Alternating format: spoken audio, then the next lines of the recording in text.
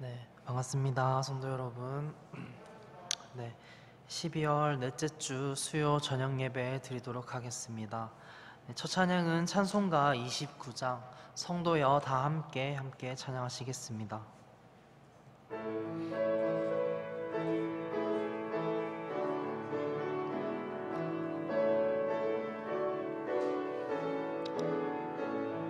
성도여 다 함께 할렐루야 아멘. 주 찬양하여라 할렐루야 아멘. 주 보좌 앞에서 택하시는 다 찬송하여라 할렐루야 아멘. 만문을 열어라 할렐루야 아멘. 온 하늘을 열라 할렐루야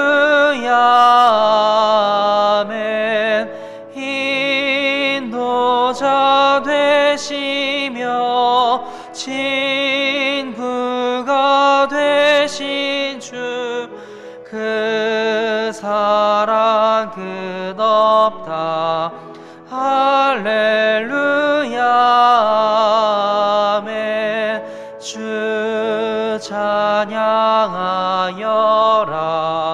할렐루야 아멘.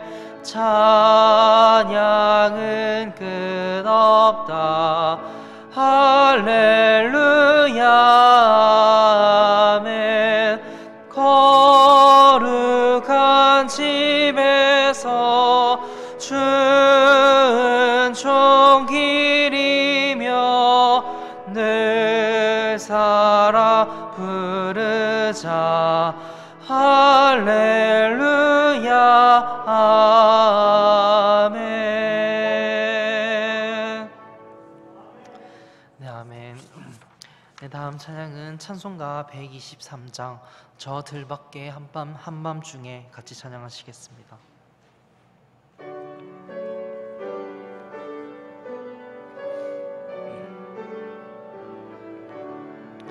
저 들밖에 한밤중에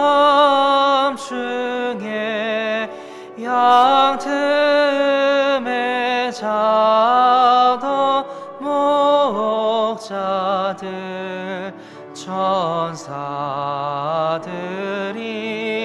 전하여 주나신 소식 들었네. 노엘 노엘 노엘 노엘 이스라엘 왕이 나셨네. 저 동방에 별 하나가 이상한 빛을 비추어 저희 땅 위에 큰 영광이 나타날 징조 보였네.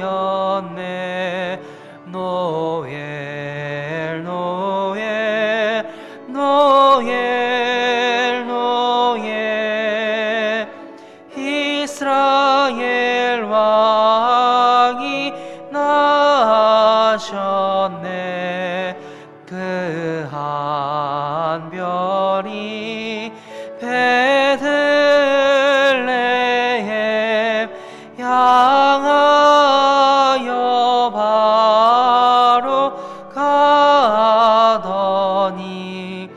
아기 예수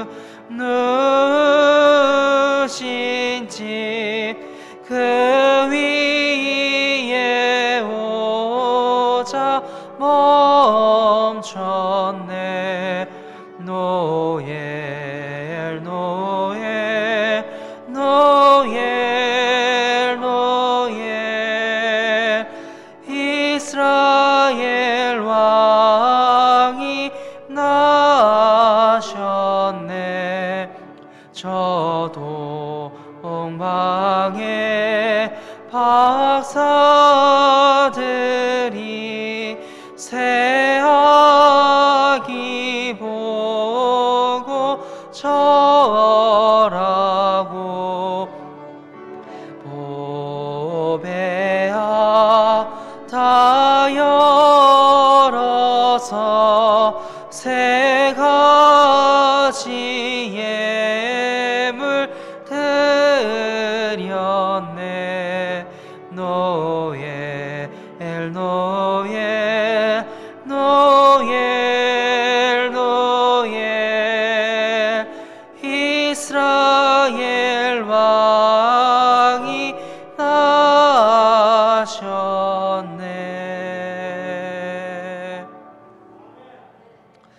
아멘. 이 시간 예배를 위해서 제가 기도드리겠습니다. 살아계신 하나님 아버지, 오늘 우리가 예배드리기 위해 이 자리에 모였습니다. 이 시간 세상의 걱정과 고민을 내려놓고 온전히 하나님을 바라보며 예배드리기를 원합니다. 어느덧 한 해의 끝을 바라보고 있습니다. 2000년 전에 하나님께서는 우리를 죄로부터 구원하시기 위해 하나뿐인 독생자이신 예수님을 보내셔서 우리가 구원받을 수 있는 길을 마련해 주셨습니다. 남은 한 주간 그 크신 하나님의 은혜와 예수님의 탄생을 기억하며 기쁨으로 하나님을 찬양하길 원합니다. 올 한 해를 돌아보며 하나님께서 우리의 부족함을 채우시고 또 우리의 삶과 교회를 지켜주심에 감사드립니다. 남은 한 해 동안 하나님과의 관계를 생각하며 한 해를 잘 마무리하게 하시고 2021년을 잘 준비하는 시간이 되도록 인도하시옵소서. 우리가 지금은 비록 이 세상을 살아가고 있지만 우리가 하나님 나라에 속한 사람임을 기억하게 하시고 이 땅의 소망이 아닌 하나님 나라의 소망을 바라보게 하시옵소서. 그리고 우리가 우리의 삶을 통해 기쁨과 소망으로 예배드리며 다른 이들에게 선한 영향력을 끼치는 그리스도인으로 성장하도록 인도하시옵소서. 앞으로 2주 동안 모여서 예배드리는 것이 어려워졌는데 그 시간 동안 성도분들의 영육간의 건강을 지켜주시고 또 우리가 더욱 기도에 힘쓰는 시간이 되도록 인도하시옵소서. 오늘 말씀을 전하시는 목사님을 인도하시고 또 우리 또한 영적으로 깨어서 말씀을 마음에 새기는 시간이 되도록 인도하시옵소서. 이 모든 말씀 예수님의 이름으로 기도드립니다. 아멘.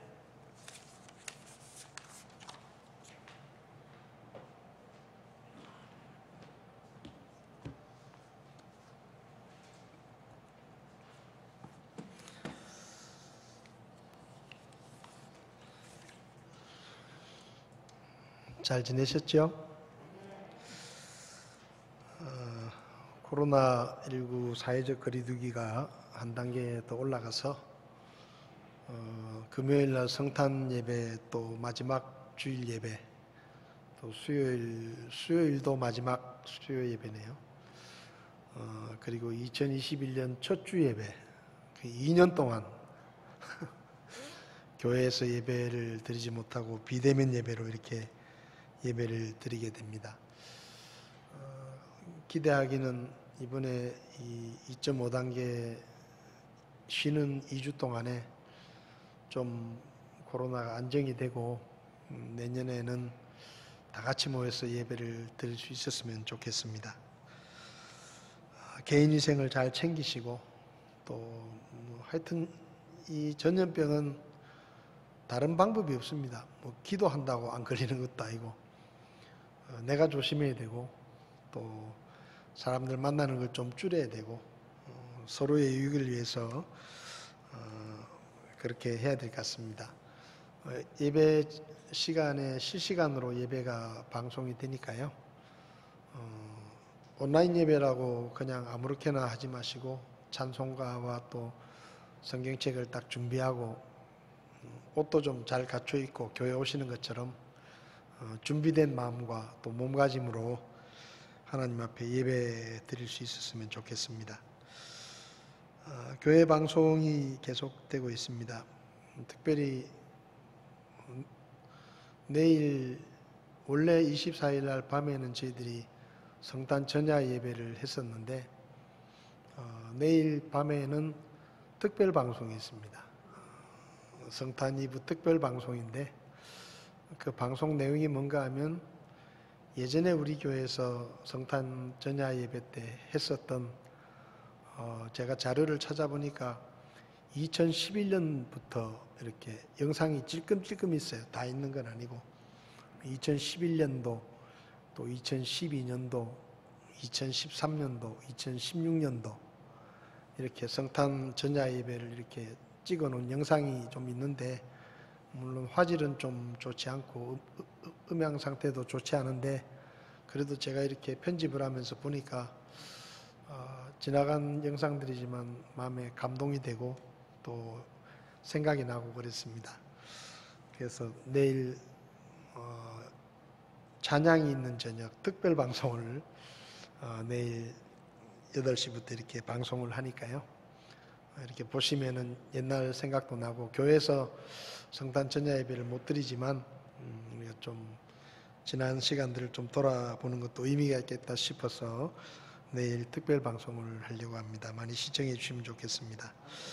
그리고 2021년 이제 새해가 시작되는데 1월부터 저희가 구원상담 세미나를 화요일 날 방송을 했는데요. 다 끝이 나서 2021년부터 1월 달부터 화요일 날 저녁에는 화요 성경 학교라 그래가지고 성경 공부 프로그램을 생방송으로 성도님들과 함께 온라인으로 공부하는 시간을 가지려고 합니다. 교재가 필요하신 분들은 신청해 주시면은 준비해 드리도록 하겠습니다. 지난 주일날 우리 신장호 집사님 정년이 되셔서 은퇴하시고 원로 집사님이 되셨는데 아직 한 주 남았으니까 아직 원로 집사님 아니십니다. 아니 우리 이정록 자매님이 기도하시면서 저한테도 그런 얘기 하시더라고요. 우리 집사님 은퇴 예배 마치고 3단계가 되더라도 됐으면 좋겠다고. 근데 예배 딱 끝나고 나니까 한 단계 올라가 가지고 어쨌든 그동안 수고 많이 하셨는데 감사드리고요. 또 앞으로 집사님 또 은퇴하시더라도 사역은 크게 변함은 없습니다. 주님 섬기는 일에 뭐 은퇴가 어디 있겠습니까? 계속 헌신해 주시고 수고해 주시기를 부탁을 드립니다. 25일 금요일 날 11시에 성탄 감사 예배가 비대면으로 드려지고요. 27일 날 주일도 11시에 송년 주일 예배가 비대면으로 드려집니다. 송구영신 예배는 올해는 모이지 않고 수요일 저녁 예배와 또 1월 첫 주 예배도 예배 정해진 시간에 비대면으로 이렇게 방송이 되니까 참고해 주시면 좋겠고요. 그리고 1월 첫 주에 예정돼 있던 정기 사무총회는 우선 1월 10일 둘째 주일로 한 주간 연기를 하도록 그렇게 하겠습니다. 지난 월요일 날 우리 쇼 형제가 논산 훈련소로 입소를 했습니다. 가투사로 근무를 하게 되는데 요새는 코로나 때문에 좋은 것 같아요. 훈련소 가면 2주 동안은 훈련 안 받고 격리하고 원래 4주 훈련 받아야 되는데 2주만 훈련을 받고 퇴소를 해서 자대 배치를 받는다고 합니다. 특별히 또 어려운 시기에 군에 입대한 형제를 위해서 기도해 주시고 또 저도 얼굴을 보지는 못했습니다. 서울을 자주 왔다 갔다 하니까 교회 와서 인사하는 게 좀 부담이 돼서 못 들렸습니다 하고 목사님 전화로만 인사드립니다 그러던데 특별히 기도해 주시면 좋겠습니다. 한 2주 동안 저희들이 교회에 모이지 못하니까요. 서로 기도해 주시고 서로 또 안부도 좀 물어주시고 그렇게 하시면 좋을 것 같습니다. 이 시간에 하나님의 말씀을 함께 보시겠습니다. 자리에서 일어나셔서 누가복음 23장 1절부터 12절까지 말씀인데 7절까지만 저희가 읽도록 하겠습니다. 누가복음 23장 1절에서 7절까지 말씀만 교독하시겠습니다. 제가 먼저 읽겠습니다. 그들의 온 무리가 일어나 그분을 빌라도에게 끌고 가서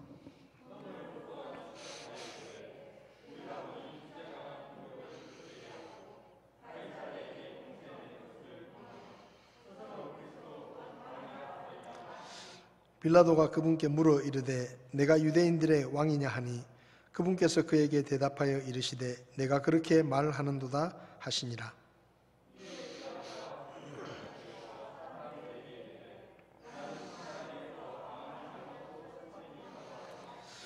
그들이 더욱 사나워져서 이르되 그가 온 유대인 거주지에서 두루 가르치고 갈릴리에서부터 시작하여 이곳까지 와서 백성을 선동하나이다 하니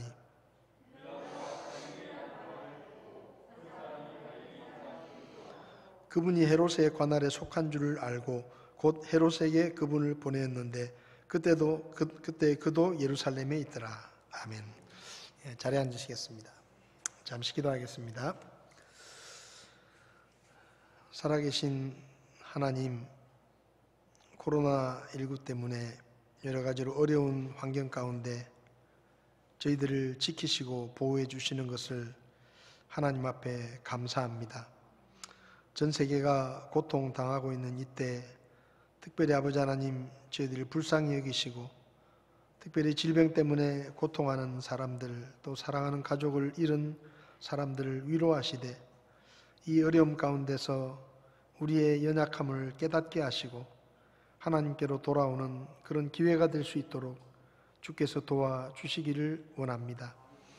우리가 기도할 때마다 주님께서 우리의 기도를 들으신다고 하셨는데 하나님 저희들의 허물을 용서하시고 또 이 땅을 고쳐주셔서 저희가 하나님을 예배하는 일과 일상생활할 때 불편함이 없도록 주께서 저희들을 도와주시기를 이 시간 주님 앞에 기도합니다. 수고하는 의료진과 또 지도자들을 주님 기억하시고 이 어려움의 때 사람의 지혜를 찾는 것이 아니라 하나님 앞에 겸손하게 엎드려 주님의 도우심을 구하며 하나님의 지혜를 구할 수 있도록 주께서 도와주시기를 원합니다.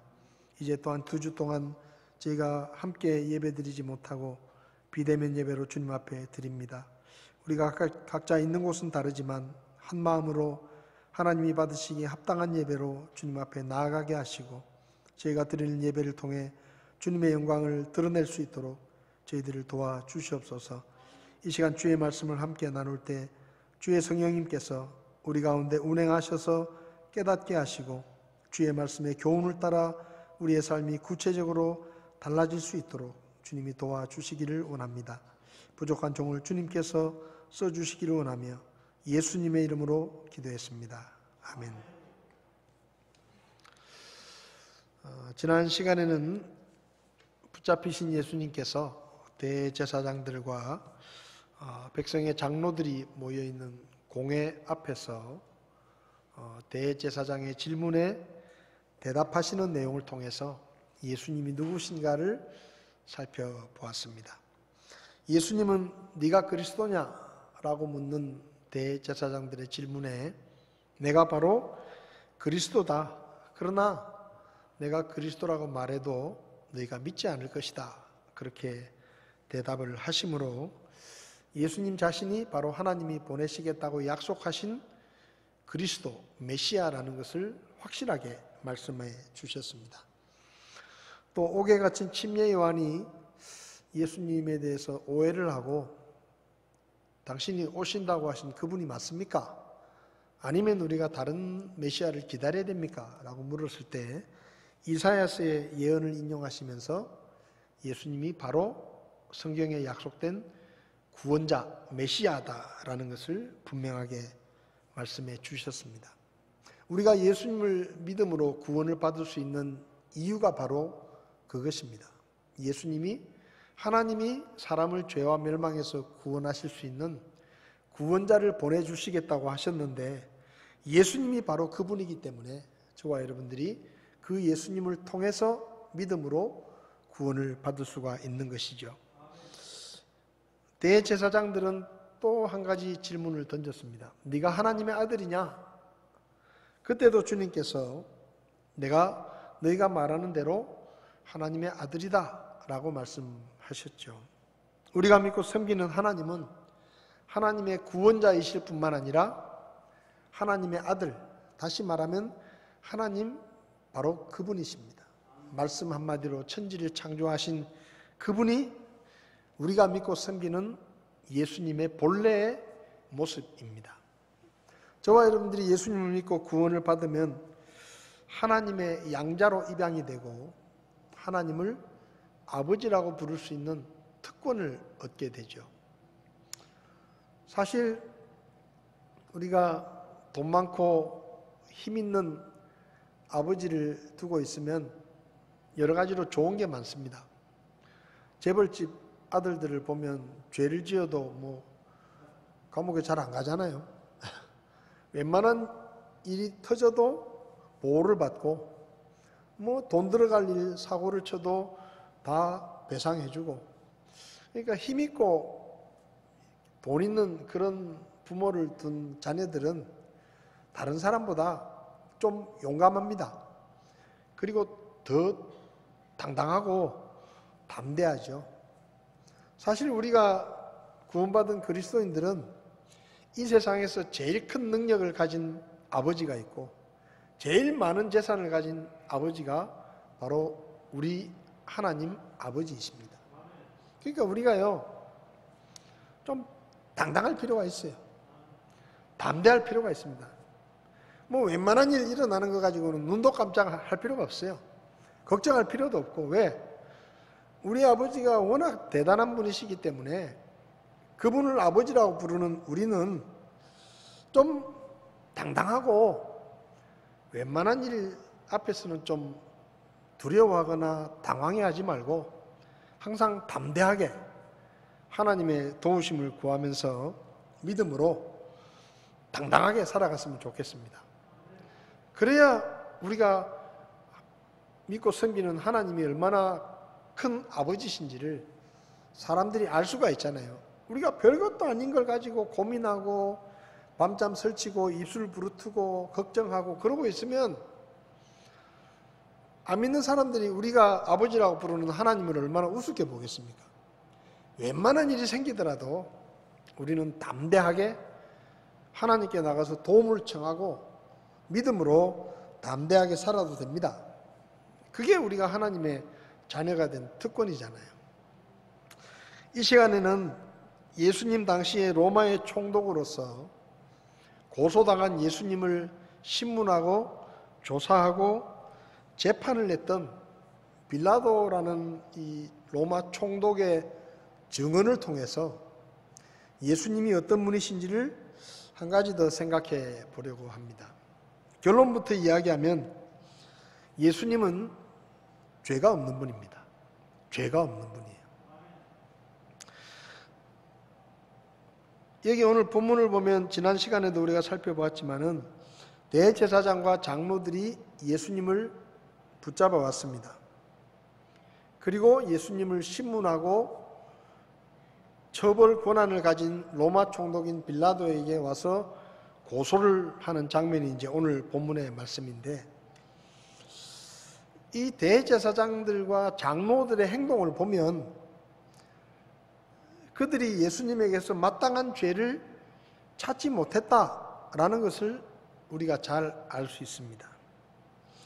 예수님 당시의 대제사장들과 장로들은 로마의 식민 통치를 받고 있었지만 로마 정부와 잘 타협을 해가지고 유대 사회의 핵심적인 역할을 하면서 여러 가지 특권과 혜택을 누리고 살았습니다.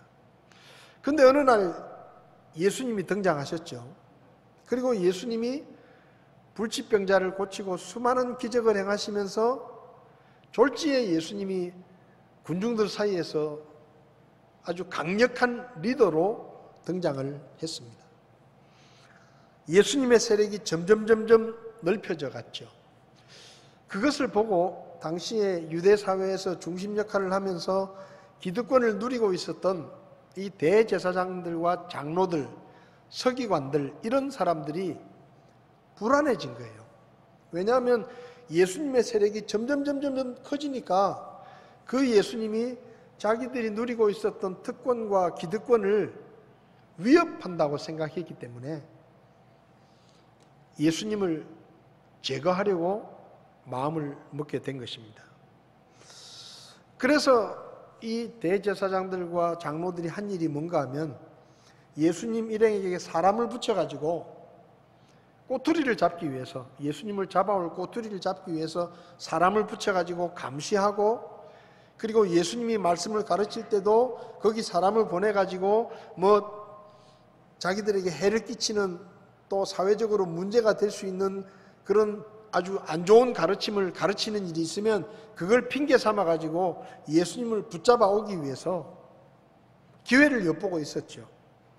근데 성경을 보면 예수님의 일행을 감시하라고 붙여놓은 사람들이 예수님의 가르침이나 어떤 행동을 보고 특별하게 잘못을 찾지 못했어요. 그래서 이 대제사장들과 장로들이 기회가 되면 예수님을 붙잡아 오라고 보냈던 사람들이 맨날 허탕을 치고 돌아오는 거예요. 왜냐하면 사람들이 늘 많이 모여 있는데 그 가운데서 뭐가 좀 확실한 죄목이 있으면 붙잡아 와도 사람들이 저 예수가 뭘 잘못해가지고 잡혀가는구나, 이렇게 사람들이 이해를 할 텐데 별로 잘못한 것도 없는데 무조건 잡아가면 이게 예수님을 따르던 무리들이 혹시라도 폭동을 일으키거나 문제가 생길까 싶어가지고 예수님을 선뜻 잡아오지 못했습니다. 그러다가 결국 어떻게 예수님을 잡아옵니까? 예수님의 제자인 가룟유다의 배신으로 한밤중에, 그것도 아무도 없는 한밤중에 겟세마네 동산에서 예수님을 체포해 오는 거예요. 왜? 사람들이 보는 데서는 못 잡아오니까. 사람들이 많이 모여 있는 곳에서는 잡아오면 문제가 생기니까 유다하고 계약을 해가지고 아무도 보지 않는 한밤중에 예수님을 그냥 체포해 온 겁니다. 그렇게 끌고 와가지고 가야바의 뜰에서 신문을 하고, 그리고 공회 앞으로 불러내서 공개적으로 질문을 해서 예수님을 죄인으로 만들려고 이 대제사장과 장로들이 애를 썼습니다. 그 중에 하나가 뭔가 하면 거짓 증인들을 동원하는 거예요. 그러니까 예수님이 죄를 지었다라고 증언할 거짓 증인들을 모집을 했는데, 이 거짓 증인을 모집했을 때 성경을 보면, 마태복음 26장을 보면 많은 사람들이 거짓 증언을 하기 위해서 왔습니다. 왜냐하면 돈을 준다고 하니까 예수님에 대해서 결정적인 증언을 하는 사람이 있으면 우리가 돈을 주겠다. 그러니까 어쨌든 이 예수를 죄인으로 묶어가지고 누명을 씌워가지고 우리가 고소를 하고 어떻게 처형을 해야 될 텐데, 실제로는 죄가 없으니까 가짜로라도 만들어가지고 예수님을 없애기 위해서 모집을 한 겁니다. 예수님에 대해서 안 좋은 증언을 할 사람들을, 거짓말 할 사람들을 모집을 했는데 많은 사람이 왔어요. 근데 그 사람들이, 많은 사람이 와가지고 예수님에 대해서 나쁜 말을 하는데 들어보니까 별게 없어요. 거짓말로 하는데도 예수님을 고소할 만한 그런 내용이 안 나오는 겁니다. 그래서 여러 증인들이 왔는데 별 쓸모없는 얘기들만 하고, 성경을 보면 마지막에 두 증인이 나서가지고 한 얘기가 뭔가 하면, 이 예수가 우리가 정말로 신성시하고 있는 저 성전을 무너뜨리면 사흘 안에 자기가 성전을 다시 세우겠다고 그런 헛소리를 했다. 쉽게 말하면 이건 신성모독이다. 그런 증언을 했어요. 그러니까 이 대제사장들과 장로들이 그래도 그거는 좀 쓸만하다. 딴 거는 다 쓸모가 없는데 그거는 그래도 좀 시비를 걸어볼 만하다. 그래가지고 이 두 증인을 세워가지고 예수님을 누명을 씌우려고 한 겁니다. 물론 그것도 사실은 예수님을 처벌할 만한 죄는 아니에요. 그냥 예수님이 그렇게 말씀하신 거죠. 예수님이 성전을 무너뜨린 것도 아니고 성전에 불을 지른 것도 아니고 그냥 말로 너희가 성전을 무너뜨리면 내가 3일 만에 다시 세우겠다. 우리가 그렇게 말하잖아요. 시청이 폭파되면 내가 3일 만에 다시 짓겠다. 그건 말이야 얼마든지 할 수 있잖아요. 그러니까 예수님이 그렇게 말을 했다 하더라도 그런 실제적으로 행동에 옮긴 게 아니기 때문에 처벌할 수가 없는 거예요. 그래서 결국은 이 대제사장과 장로들이 예수님을 끌고 빌라도에게로 데리고 옵니다. 고소를 하죠. 근데 이 대제사장과 장로들이 예수님을 고소할 때 그럼 무슨 죄목을 걸어가지고 고소를 했느냐? 오늘 성경을 보면 2절에 그분을 고소하기 시작하여 이르되 첫째, 우리가 보니 이 자가 민족을 그릇되게 한다. 쉽게 말하면 우리 유대 사회에서 이 사람이 문제를 일으킨다 이거예요. 문제를 일으킨다. 두 번째, 가이사르에게 황제에게 세금 내는 것을 내지 말라고 한다.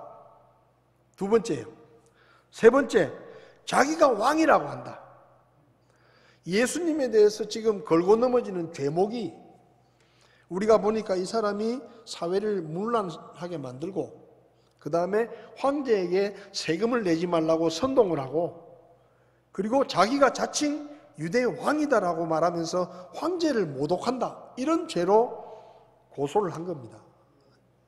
그러니까 예수님에 대한 죄목이 원래 대제사장들과 거짓 증인까지 세워가면서 그들이 찾아낸 죄목은 예수님을 고소할 죄가 안 되니까 황제를 모독했다는 죄를 걸어가지고 예수님을 고발을 한 거죠. 쉽게 말하면. 근데 마가복음 15장 10절을 보면 이는 수제사장들이 시기로 인해 그분을 넘겨준 줄을 그가 알았기 때문이더라 라는 말씀이 있는데 빌라도가 그 대제사장들과 장로들이 예수님을 고소했을 때 그게 억지스러운 고소라는 것을 빌라도가 알 만큼 진짜 예수님이 죄를 지어서 고소하는 게 아니고 대제사장과 장로들이 예수님을 시기해서 예수님을 고소했다는 것을 빌라도가 알아챌 만큼 이들이 말한 죄는 아주 억지스러운 것이었습니다. 그러니까 쉽게 말하면 이 대제사장들과 장로들이 예수님에 대해서 무슨 죄든지 찾아내가지고 처벌을 하려고 그렇게 애를 쓰고 거짓 증인들까지 세우고 그리고 빌라도에게 고소할 때는 신성모독의 황제를 모독했다는 죄를 뒤집어 씌우려고 한 것을 보면 이 사람들이 예수님에게서 죄를 찾지 못했다는 것을 우리가 알 수 있어요. 만약에 분명한 죄를 찾았다고 하면 그렇게 그 죄를 고소했겠죠. 근데 아무리 찾아봐도 죄가 없으니까 억지로 누명을 씌워가지고 예수님을 처벌하려고 했다는 것을 볼 때 예수님은 죄가 없는 분이다. 그 다음에요. 로마 총독 빌라도의 의견과 증언을 들어봐도 예수님은 죄가 없는 분이십니다. 빌라도의 의견과 증언을 살펴보기 전에 먼저 빌라도라는 사람이 누구냐 하는 것을 좀 알면 이 빌라도의 말이 얼마나 믿을 만한가를 알 수 있습니다. 역사의 기록에 따르면 이 빌라도는 주 26년에 유다의 총독으로 부임을 하는데요. 보통 식민지의 총독은 누가 임명을 하는가 하면 황제가 임명을 합니다. 근데 당시에 황제가 티베리우스 황제인데 이 황제는 유대 민족에게 아주 좀 호의적인 사람이었어요. 근데 이 티베리우스가 황제였을 때 이 티베리우스의 고문관 중에 세자누스라는 사람이 있는데 이 사람이 실권을 가지고 있는 거예요. 이 티베리우스가 황제지만 자기 마음대로 잘 못하고 이 세자누스의 눈치를 볼 만큼 이 세자누스라는 사람이 실권을 가지고 있었어요. 그래서 이 빌라도라는 총독을 누가 임명했는가 하면 황제가 임명을 한 게 아니고 세자누스라고 하는 황제의 고문관이 임명을 했는데 황제는 유대인들에게 아주 친화적인데 이 세자누스라는 사람은 유대인들에게 반유대적인 사람이었습니다. 그래가지고 빌라도를 로마 이 유대 총독으로 임명을 해놨는데 빌라도가 가만히 보니까 친유대적인 황제는 힘이 없고 자기를 임명한 세자누스가 실권을 가지고 있는 거예요. 그래서 이 빌라도가 어떻게 하는가 하면 자기를 총독으로 세워놓은 이 세자누스에게 잘 보이기 위해서 유대인들을 아주 못살게 굽니다. 어떻게 하는가 하면요, 로마 깃발을 예루살렘에 갖다 걸고, 전에 총독들은 그렇게 못했는데 로마의 깃발을 예루살렘에 갖다 걸고 예루살렘 전역에 황제의 초상을 걸어놓고 거기 절을 하라고 압제하고, 또 이교도의 상징이 새겨진 동전을 찍어내가지고 예루살렘에 유통을 시키고, 또 예루살렘에 도수관을 건설하기 위해서 성전에 있는 보물을 뺏어다가 쓰고, 이런 일을 하는 거예요. 그러니까 유대인들이 볼 때는 아주 무식하게 유대 사회를 완전히 뒤집어 놓는 거예요. 그런데 그렇게 빌라도가 왜 그렇게 했느냐? 자기를 임명해 준 세자누스가 반유대적이니까 자기가 그런 일을 만들어내면 낼수록 좋아하는 거예요.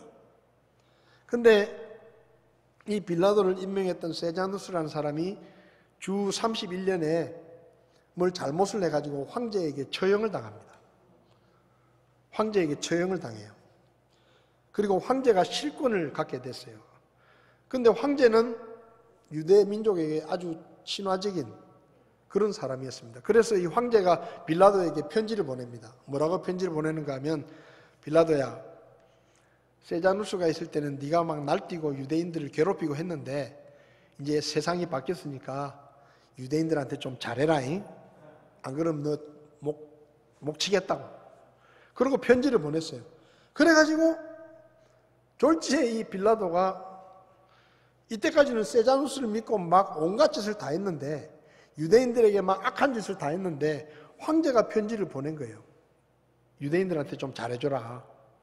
근데 그 사실을 누가 알게 됐는가 하면 대제사장들과 백성의 장로들이 그 얘기를 알게 된 겁니다. 그러니까 어떻게 보면 이 빌라도가 유대 사회의 지도자들인 대제사장과 장로들의 눈치를 보게 된 거예요. 왜냐하면 자기의 약점을 그들이 알고 있는 거예요. 그래서 함부로 그들과 대적하지 못하고 될 수 있으면 그들하고 이제 친하게 지내야 되는 거예요. 자, 이런 상황에 놓인 빌라도입니다. 이해되시죠? 무슨 말인지? 그러니까 빌라도의 입장이 유대 지도자들하고 잘 지내야 되는 입장이 된 거예요. 만약에 문제가 생기면 거기서 잘리니까 유대 지도자들에게 잘 보이고 그들과 친하게 지내야 되는데, 대제사장과 장로들이 누구를 잡아왔는가 하면 예수님을 잡아온 거예요. 그들이 원하는 건 뭡니까? 어쨌든 말이 되든 안 되든 누명을 씌워가지고 예수님을 죽이는 거예요. 그러면 빌라도 입장에서는 어떻게 해야 돼요?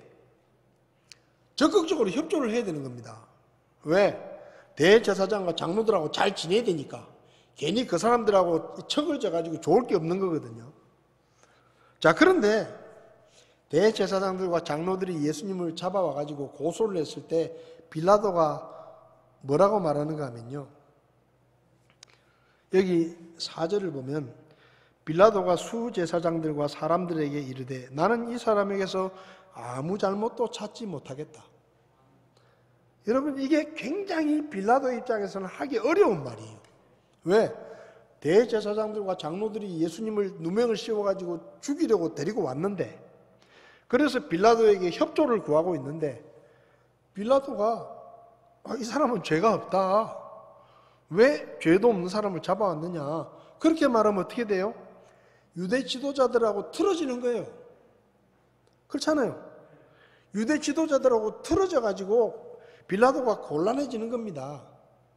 그러니까 이 대제사장들과 서기관들, 백성의 장로들이 예수님을 말도 안 되는 죄를 뒤집어 씌워가지고 빌라도에게 왜 데리고 왔는가 하면, 비록 말도 안 되는 죄를 뒤집어 씌웠지만 분명히 빌라도가 우리 편이 돼줘가지고, 우리 편이 돼줘서 이 예수를 처벌하는 일에 앞장서 줄 것이라고 믿었어요. 그래서 말도 안 되는 죄목이지만 일단 잡아가지고 온 겁니다. 근데 빌라도에게 딱 데리고 왔는데 빌라도가 자기들이 기대했던 것과는 전혀 다른 반응을 보이는 거예요.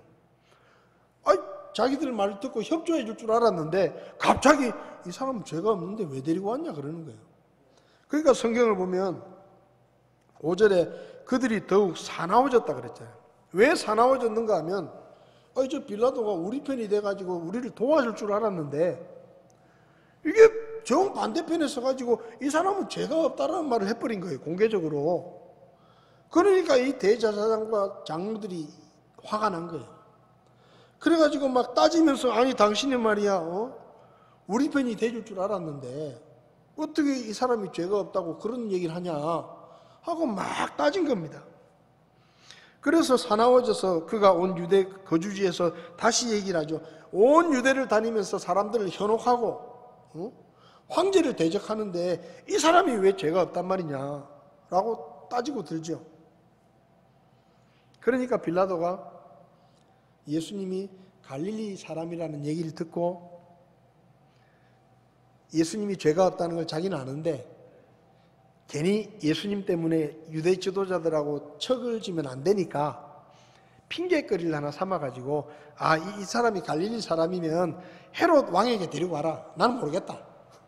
나한테 와서 묻지 말고 헤롯 왕에게 데리고 와라. 그럼 헤롯 왕이 뭐라고 할 거다. 그럼 헤롯 왕이 결정하는 대로 나는 따라줄게. 그리고 자기 책임을 지지 않기 위해서 헤롯에게로 보냈어요.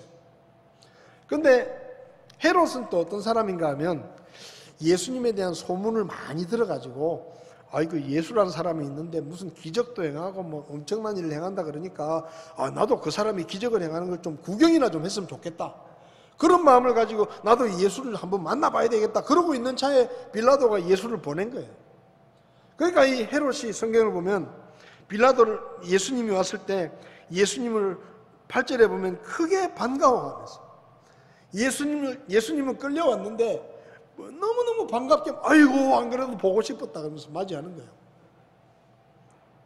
근데 그렇게 맞이하면서 헤롯이 기대한 건 뭔가 하면 예수님이 자기가 보는 눈앞에서 깜짝 놀랄 만한 기적을 쫙 보여주면서 자기 좀 잘 봐달라고 얘기할 줄 알았어요.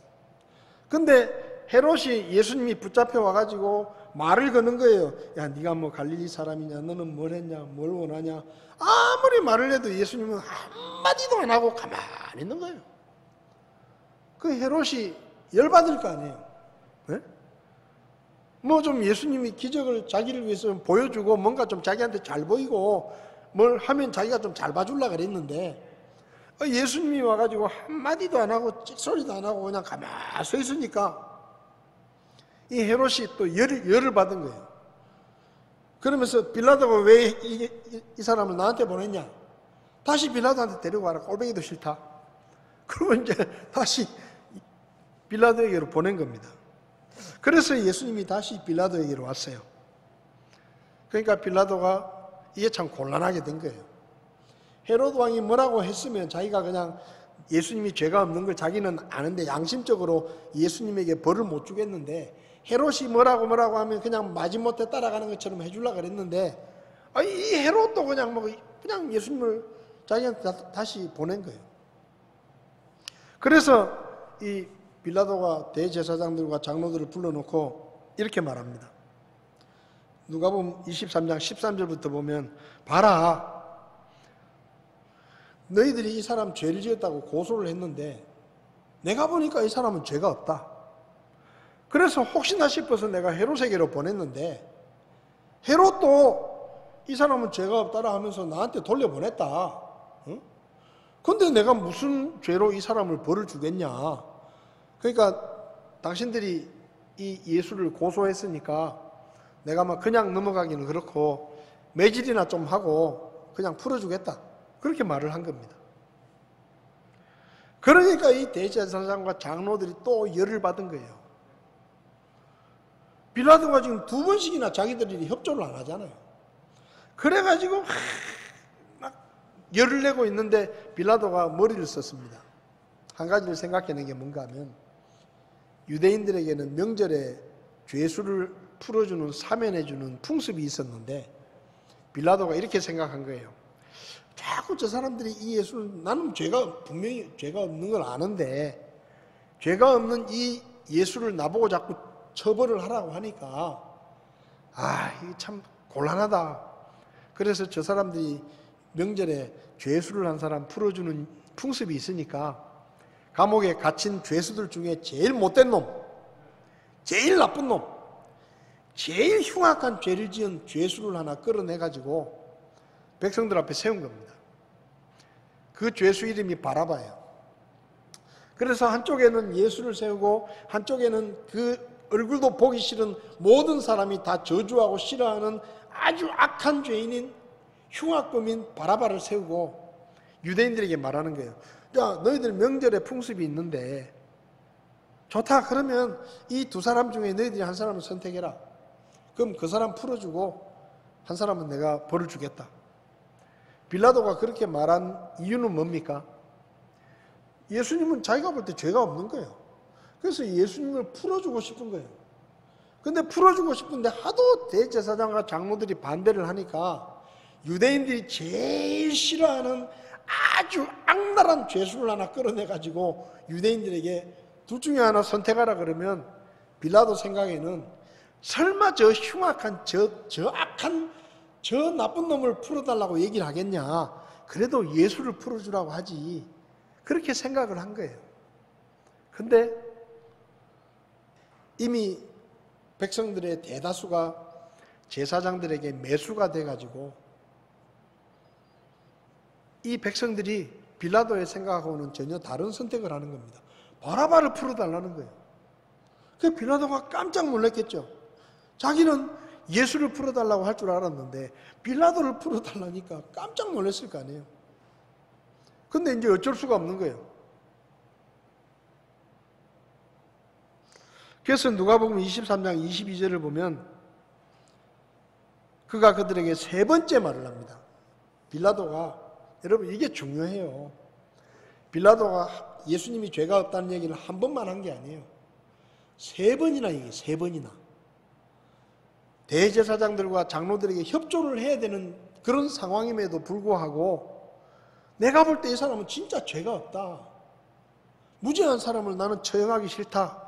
그래가지고 빌라도가 세 번째로 이 사람이 무슨 죄를 지어가지고 내가 이 사람을 처벌해야 되냐. 너희들이 십자가에 못 박으라 그러는데 이 사람이 도대체 무슨 죽을 죄를 지었냐. 물었어요. 그런데 막무가내로 백성들이 예수를 십자가에 못 박아라, 십자가에 못 박아라. 그렇게 된 거예요. 그래서 빌라도가 마지막에 뭘 하죠? 물을 떠오라 그래요. 물을 떠오라 그래가지고 내가 볼 때 이 사람은 진짜 죄가 없다. 근데 너희들이 하도 이 예수를 죽이라고 하니까 내가 더 이상 뭐 어떻게 할 수가 없다. 근데 내가 볼 때는 이 사람은 진짜 죄가 없는데 나는 무죄한 사람을 죽이는 그런 책임을 지고 싶지 않다. 그러면서 물을 떠다가 손을 씻으면서 이렇게 말해요. 나는 이 사람의 죄가 없다는 것 때문에 이 사람을 처벌하는 일에 책임을 지기 싫다. 그러니까 이 사람의 피값은 너희들이 다 책임을 져라. 그러니까 백성들이요, 좋다, 우리가 책임질 테니까 그 사람, 그 예수 죽이기만 해라, 처형만 해라 하고 소리 지르면서 우리와 우리 자손들이 책임질 테니까 너는 걱정하지 마라. 그렇게 얘기를 하는 거예요. 그래서 빌라도가 손을 씻고 예수님을 십자가에 내어줍니다. 여러분, 빌라도가요, 유대 지도자들인 대제사장과 장로들과 친하게 지내야 돼요. 안 그래도 지금 약점이 잡혀 있어가지고 그 사람들이 자기에 대해서 안 좋은 말을 황제에게 찌르면 자기는 잘리는 거예요. 그런 상황에서도 빌라도가 뭐라고 말합니까? 이 사람은 죄가 없다. 그것도 한 번도 아니고 세 번씩이나. 여러분, 빌라도가 왜 그랬을까요? 자기가 잘 지내야 되는 대제사장들과 장로들이 예수님을 붙잡아 왔을 때 그냥 협조해주면 그만이에요. 아니, 협조를 해줘야 돼. 근데 오히려 협조는 그냥 반대편에 서가지고 내가 볼 때 이 사람은 죄가 없다. 왜 애꿎은 사람을 죽이려고 하느냐. 너희들이 잘못하고 있는 거다. 그렇게 말을 하잖아요. 그것도 세 번씩이나. 왜 그랬을까요? 진짜로 예수님에게서 죄를 찾지 못한 거예요. 빌라도가. 아무리 조사를 하고 아무리 들여다봐도 이 사람은 죽을 죄를 매맞을 죄도 지은 게 없는 거예요. 이 대제사장들과 장로들 그리고 이 빌라도의 증언을 보면 예수님은 벌을 받을 만한 죄가 없었습니다. 그런데 예수님께서 벌을 받을 만한 죄가 없는데 그럼 그분이 왜 붙잡히고 침뱉음을 당하고 주먹질을 당하고 욕을 먹고 채찍에 맞고 십자가를 지고 죽으셨습니까? 아무런 죄가 없는데 왜 그분이 죽으셨을까요? 성경은 그렇게 말합니다. 그분이 자기 죄 때문에 죽은 게 아니라 우리들의 죄를 대신 지고 우리들의 죄를 대신 지고 매를 맞고 십자가에 죽으셨다. 그렇게 성경은 말합니다. 여러분, 예수님은 벌을 받을 만한 죄를 짓지 않으셨습니다. 히브리서 4장 15절에 우리에게 계신 대제사장은 예수님을 말하죠. 우리의 연약함에 감정을 몸소 느끼지 못하시는 분이 아니에요. 그러니까 예수님을 뭐라고 말합니까? 우리하고 똑같이 감정도 있고 느낌도 있고 얼마든지 죄를 지을 만한 그런 감정이 있는 분이다. 그런데 모든 점에서 우리와 똑같이 시험을 받으셨으되 죄는 없으신 분이니라. 여러분, 예수님은 죄가 없는 분이에요. 그건 대제사장들도 알고 서기관들도 알고 장로들도 알고 헤롯도 알고 빌라도도 알아요. 예수님은 벌을 받을 만한 아무런 흠이나 죄가 없으셨습니다. 그런데 왜 그분이 결박을 당하고 침뱉음을 당하고 주먹에 맞고 피투성이가 되도록 채찍에 맞으시고 50kg가 넘는 그 십자가 나무를 짊어지고 골고다 언덕길을 쓰러지고 또 쓰러지며 올라가셔서 십자가에 못 박혀서 6시간이 넘도록 피를 다 쏟으시면서 사형을 당했습니까? 왜 그랬습니까? 저와 여러분들의 죄 때문이에요. 우리의 죄 때문에 그분이 매를 맞고 우리의 죄 때문에 그분이 십자가의 사형을 당하신 겁니다. 우리의 죄값을 대신 치르시기 위해서. 우리를 죄와 멸망에서 구원하시기 위해서 그분은 십자가의 길을 죄가 없는데도 누명을 쓰고 걸어가 주신 거예요. 이것이 십자가입니다. 성탄의 계절에 사람은 살기 위해서 태어납니다. 잘 살기 위해서 사람들은 태어나거든요. 사람들은 다 조금이라도 더 잘 먹고 편하고 잘 살기 위해서 열심히 삽니다. 지금도 마찬가지예요. 그런데 예수님은 죽으러 태어나셨어요. 사람들은 전부 잘 먹고 잘 살기 위해서 애를 쓰는데 예수님은 죽기 위해서 애를 쓰셨습니다. 그분의 모든 행동은 십자가에 초점이 맞춰져 있었고 죽기 위해서 그분은 이 땅에 오신 분이에요. 그럼 왜 그분이 이 땅에 오셨느냐? 하나님의 어린 양으로 오셔서 우리의 죄를 제거하시기 위해서 우리가 맞을 매를 대신 맞고 우리가 못 박혀야 될 십자가에 우리 대신 못 박혀 돌아가신 것입니다. 성탄의 계절에 우리는 주님이 왜 이 세상에 오셨는지, 아무런 죄가 없는 그분이 왜 매를 맞고 십자가에 못 박혀 돌아가셨는지 깊이 생각해 봐야 됩니다. 그리고 성탄을 맞이하면서 그분을 통해 나타난 하나님의 사랑과 은혜를 감사하고 구원의 감격을 회복하고 처음 주님을 만났을 때 그 첫사랑을 회복하고 다시 한번 나도 주님처럼 나에게 맡겨진 십자가를 지고 끝까지 주님의 뒤를 따라가겠다고 다시 한번 헌신하고 다시 한번 결단하는 그런 시간이 되어야 할 것입니다. 성경은 분명히 말합니다. 예수님은 죄가 없는데 우리가 아직 죄인이었을 때 예수님께서 우리를 위해서 죽으셨다라고 성경은 말합니다.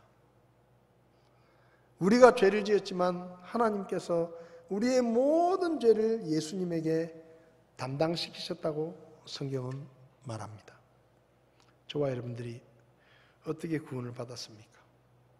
그 죄 없으신 예수님께서 우리의 모든 죄를 대신 지고 십자가의 길을 걸어가 주셨기 때문에 저와 여러분들이 죄 사함을 얻고 구원을 받고 이렇게 예배도 드리러 나오고 하나님을 아버지라고 부를 수 있게 된 것입니다.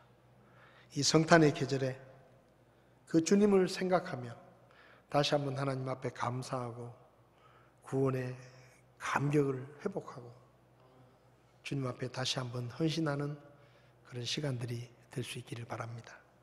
기도하시겠습니다.